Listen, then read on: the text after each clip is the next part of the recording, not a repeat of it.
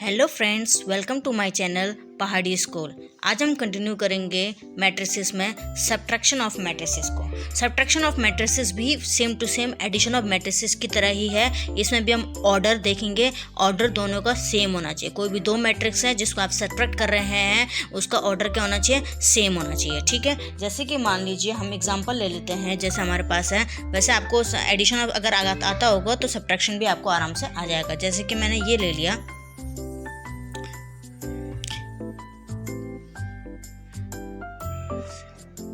एक matrix A है और एक मैट्रिक्स ले लिया हमने बी।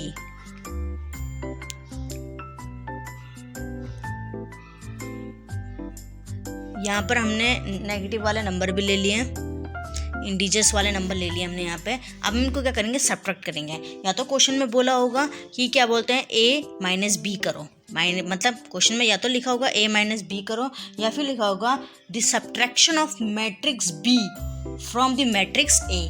मतलब ए से बी का माइनस करना है। ठीक है, the subtraction of matrix B from matrix A. ठीक है, मैट्रिक्स ए से बी का सब्ट्रैक्शन करना है। ठीक है, तो इस तरीके से आप इसको सब्ट्रैक्शन कैसे करेंगे, इसको लिखेंगे। जैसे कि हमने कहा, देखिए अगर हम सब्ट्रैक्शन कर रहे हैं तो एडिशन में मैंने बताया था जैसे सेम टू सेम एडिशन होता है। देखिए इसका ऑर्डर तो सेम ही है। अगर आप देखेंगे तो इसका ऑर्डर क्या है? 2 into 3 का है ना। और वही ऑर्डर क्या है? इसी का भी है, क्योंकि 2 रो 3 कॉलम तो है ही इसमें, आपको दिख रहा है आराम से। तो यहाँ पर भी 2 into 3 का ही होगा। ठीक है, अब तो ऑर्डर सेम है तो सब्ट्रैक्शन क्या होगा? यहाँ पर देखिए, ये ध्यान रखना, ये माइनस सबके साथ लगेगा। जब माइनस होगा ना, हर एलिमेंट्स के साथ माइनस लगेगा। ये माइनस के साथ लगेगा। -3, ये क्या हो जाएगा? माइनस, ये भी माइनस हो जाएगा। तो -3 और ये हो जाएगा, माइनस के साथ लग गया तो क्या हो जाएगा? -3 हो जाएगा। तो -3 और -3 क्या हो जाएगा? -9 हो जाएगा। ठीक है, वैसे ही यहाँ पर क्या है? 2 है।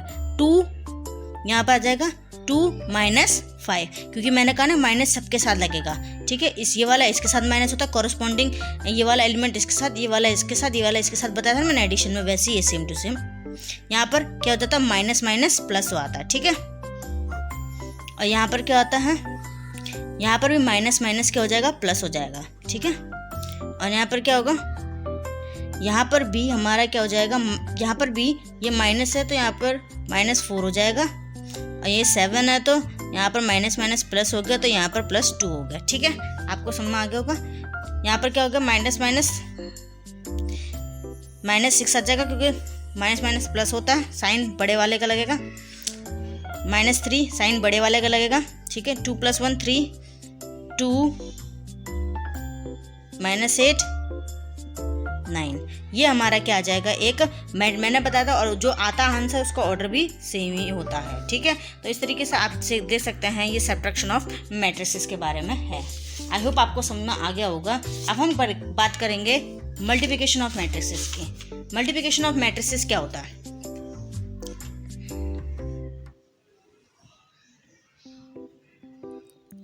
मल्टीप्लिकेशन ऑफ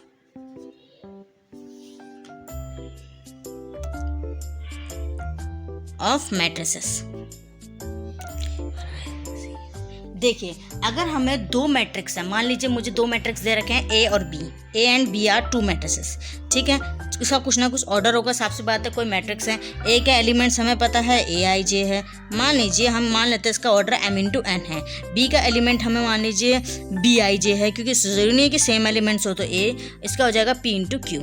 ठीक है, तो अब मल्टीप्लिकेशन ऑफ मैट्रिसेस कहता है व्हेन यू हैव 2 मैट्रिसेस, जब आपके 2 मैट्रिक्स, तो आपके पास 2 मैट्रिक्स हैं, वो मल्टीप्लाई कब हो सकता है? अगर आपको कंडीशन दी जाएगी कि 2 मैट्रिक्स ए और बी हैं, are conformable for the product of, देखिए conformable for the product of A into B. अगर मुझे ए इंटू बी का प्रोडक्ट निकालना है, तो if the number of column of A, जो ए का कॉलम है, कॉलम मैंने बताया था ना कौन सा है? ये वाला।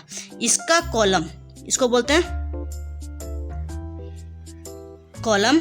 इसका कॉलम इसके रो के बराबर होना चाहिए। ठीक है, इट मीन्स N और P, इसका कॉलम इसके रो के बराबर। कहने का मतलब है जितने इसमें नंबर ऑफ कॉलम होंगे वो इसके नंबर ऑफ रो के बराबर होने चाहिए। ये कंडीशन अगर है तभी आपका मैट्रिक्स मल्टीप्लाई हो सकता है, अदरवाइज आप मल्टीप्लाई नहीं कर सकते हैं। ध्यान रखना, मल्टीप्लिकेशन की कंडीशन ये है कि इसका कॉलम इसके रो के बराबर होना चाहिए। ठीक है, पहले वाले का कॉलम जो है दूसरे वाले के रो के बराबर होगा, तभी हम कह सकते हैं कि वो मैट्रिक्स क्या होगा, मल्टीप्लाई होगा। ठीक है, और इसका देखिए, इसका ऑर्डर क्या है, m इंटू n है, और इसका ऑर्डर क्या है, p इंटू क्यू है। ठीक है, p इंटू क्यू है। अगर जो मैट्रिक्स निकलेगा इन दोनों को मल्टीप्लाई करके, क्योंकि अगर जब इसका ऑर्डर सेम हो गया तो दोनों क्या हो जाएंगे, बराबर हो जाएंगे। तो जब ये बराबर हो जाएंगे, m इंटू n में p इंटू क्यू है, ये जब दोनों बराबर हैं तो जो निकलेगा, जो मैट्रिक्स निकलेगा, जैसे मान लीजिए हमारे पास निकला C एक मैट्रिक्स निकला, C का ऑर्डर मान लीजिए, अब वो निकलेगा जो मैट्रिक्स है उसका ज़रूरी नहीं ऑर्डर कुछ और हो। मैंने मान लीजिए CIJ ले लिया, उसका ऑर्डर एलिमेंट ज़रूरी नहीं है कि सेम हो, तो ठीक है, तो इसको ले लेंगे CIJ। अब CIJ एलिमेंट्स ले लिए, ये एलिमेंट है, ये इन दोनों के मल्टीप्लिकेशन से निकलेगा, इन दोनों के मल्टीप्लिकेशन से मैंने मान लिया ये है।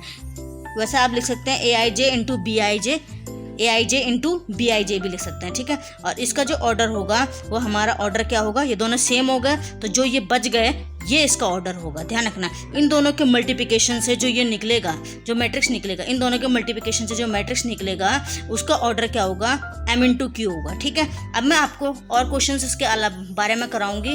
आज के लिए बस इतना ही। आई होप आपको समझ आया होगा। Thank you. Please like and share my channel and subscribe it.